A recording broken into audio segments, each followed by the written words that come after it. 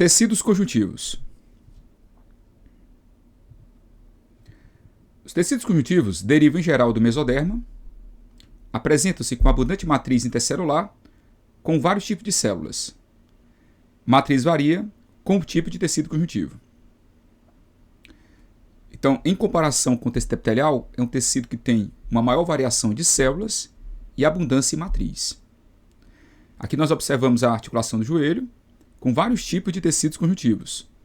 Nós temos aqui tecido conjuntivo adiposo, tecido conjuntivo cartilaginoso, tecido conjuntivo denso, tecido conjuntivo reticular, tecido conjuntivo frouxo e tecido conjuntivo ósseo. Quais são as funções do tecido conjuntivo? Preenchimento. Exemplo, tecido conjuntivo propriamente dito. Ele preenche, presente aqui na derme.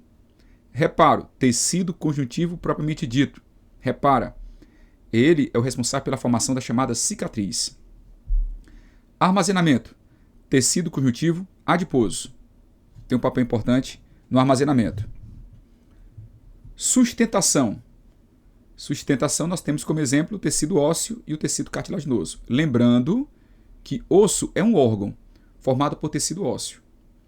Cartilagem e osso, pessoal, se apresenta então como sendo estrutura de suporte do nosso corpo. Transporte, tecido sanguíneo. Classificação dos tecidos conjuntivos. Os tecidos conjuntivos podem ser classificados em propriamente dito, frouxo e denso. O denso pode ser o quê? Não modelado e modelado.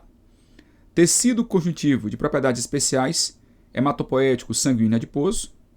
E tecidos conjuntivos de sustentação, exemplo, cartilaginoso e o tecido ósseo.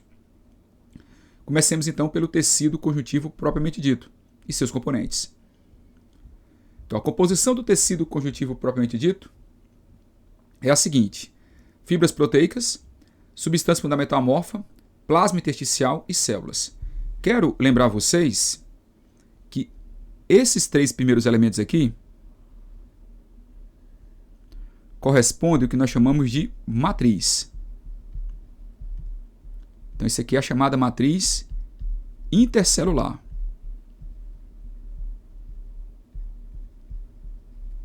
Do tecido conjuntivo.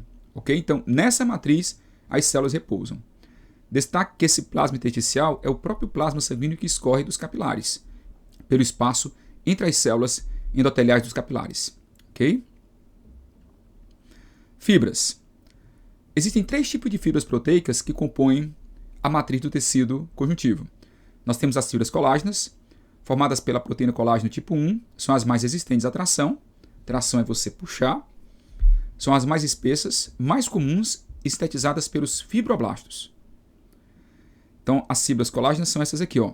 As fibras colágenas são essas daqui que vocês estão vendo, as mais espessas. Fibras reticulares, colágeno tipo 3, menor resistência, muito delicadas, síntese por células reticulares. Então, essas mais fininhas aqui são as fibras reticulares. Observe que elas ficam emaranhadas com as outras duas, com a colágena e com a elástica. Fibras elásticas, formadas então por fibrilina e elastina, alta elasticidade, espessura intermediária, síntese por fibroblastos. Eu quero destacar com vocês que essas fibras aqui, reticulares, são fabricadas também por um tipo de fibroblasto. As células reticulares são fibroblastos especiais. Então vamos aqui entender o seguinte. Quando eu puxo a minha pele tem duas propriedades. A minha pele ela tem resistência e tem elasticidade. Então, resistência deve-se ao colágeno, elasticidade deve-se à elastina. E as fibras reticulares unem essas outras duas fibras. Então aqui você observa a fibra colágeno, bem mais espessa, fibra reticular bem delicada, e a fibra elástica com espessura, de certa forma, intermediária aqui. Substância fundamental amorfa. Esse termo amorfo significa aquilo que não tem forma. Ok? Nós temos aqui três substâncias que formam a substância fundamental amorfa: glicosaminoglicanas, proteoglicanas e glicoproteínas. Todas elas são moléculas estruturais e apresentam-se com hidratação. Então, por exemplo, ao redor de glicosaminoglicanas nós temos moléculas de água que são atraídas por regiões negativas dessas glicosaminoglicanas. Estudamos na bioquímica o que é uma glicosaminoglicana, que é justamente um polissacarídeo que tem monossacarídeo aminado. Proteoglicana. Proteoglicana é a clássica molécula em escova de mamadeira. ela tem um eixo principal e tem, no caso, esses filamentos de carboidratos secundários. Lembre-se que nas proteoglicanas, pessoal, nós temos o quê? Lembre-se que nas proteoglicanas, a parte de carboidrato é bem maior do que a parte de proteína. Ou seja, a molécula de carboidrato é uma molécula bem grande em relação à proteína. Já nas glicoproteínas, nós temos, em geral, o pensamento contrário. A parte proteica é maior do que a parte de carboidrato. Então aqui você observa uma proteoglicana e aqui você observa uma glicoproteína. Nessa proteoglicana você tem essa arte cinza que corresponde à proteína e os filamentos vermelhos que correspondem à parte de carboidrato. Aqui na glicoproteína, essa parte aqui de cima é o carboidrato e essa parte aqui de baixo é da própria proteína. Então na proteoglicana, a parte glicana é maior do que a parte proteica em termos de massa e na glicoproteína a parte proteica em termos de massa é maior do que a parte de carboidrato. Moléculas elas são hidratadas. Essas moléculas são hidratadas e isso explica, por exemplo, um fato bem curioso. Por exemplo, nossa derme da pele ela se apresenta com glicosaminoglicanas hidratadas, só que essa água é presa. Essa água é presa no que a gente chama de camada de solvatação. Então as moléculas de água elas ficam sendo atraídas por regiões negativas das glicosaminoglicanas, que também compõem as proteoglicanas. Então, essa atração aqui explica por que as moléculas de água não conseguem ser o quê? Não conseguem ser removidas. Colocando-se uma agulha na derme, tentando tirar essa água praticamente não sai. Por quê? Porque nós temos água presa, retida na camada de solvatação, que é a camada de água, ao redor de moléculas com carga, como é o caso das glicosaminoglicanas, que tem carga negativa. Células do tecido conjuntivo propriamente dito. Nós temos aqui os fibroblastos, macrófagos, mastócitos, plasmócitos, adipócitos, mesenquimais, leucócitos. E os leucócitos podem ser linfócitos, eosinófilos e neutrófilos. Lembremos que nós vamos ter dois tipos de origens para as células do tecido conjuntivo propriamente dito. Nós temos, por exemplo, os fibroblastos, os adipócitos, originados das células mesenquimais ou células mesenquimatosas, que são células-tronco do tecido conjuntivo. Já macrófago, mastócito, plasmócito e os leucócitos em geral derivam da medula óssea vermelha, pois são células de origem das células-tronco multipotentes, mieloides e linfóides da medula óssea vermelha. Então, a medula óssea vermelha possui células-tronco multipotentes, mieloides e linfóides, que formam leucócitos e outros leucócitos, como é o caso dos plasmócitos e macrófagos. Fibroblastos são as células mais comuns do tecido conjuntivo propriamente dito.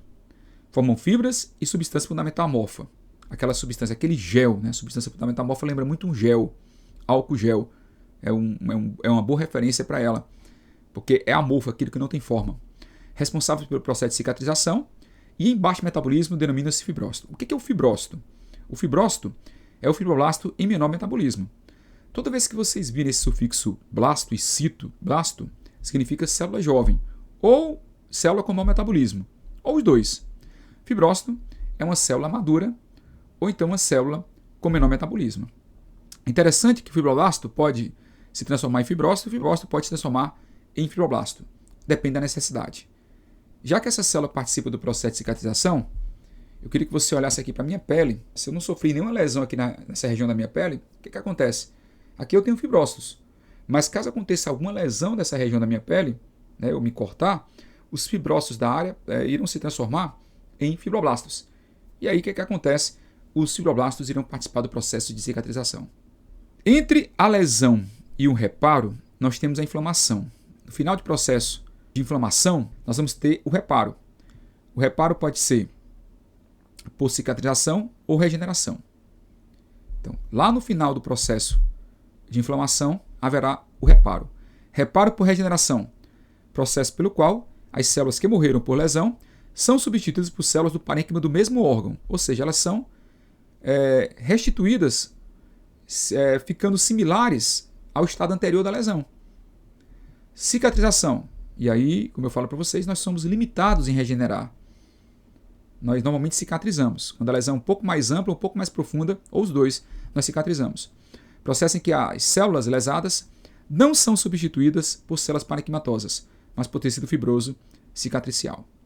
Então aqui você observa uma cicatriz. Então você tem aqui a lesão, região da lesão com coágulo, e aqui você observa o tecido cicatricial. Na verdade, o tecido cicatricial é um tecido conjuntivo propriamente dito, rico em fibras colágenas, que vai tampar aqui a área da lesão.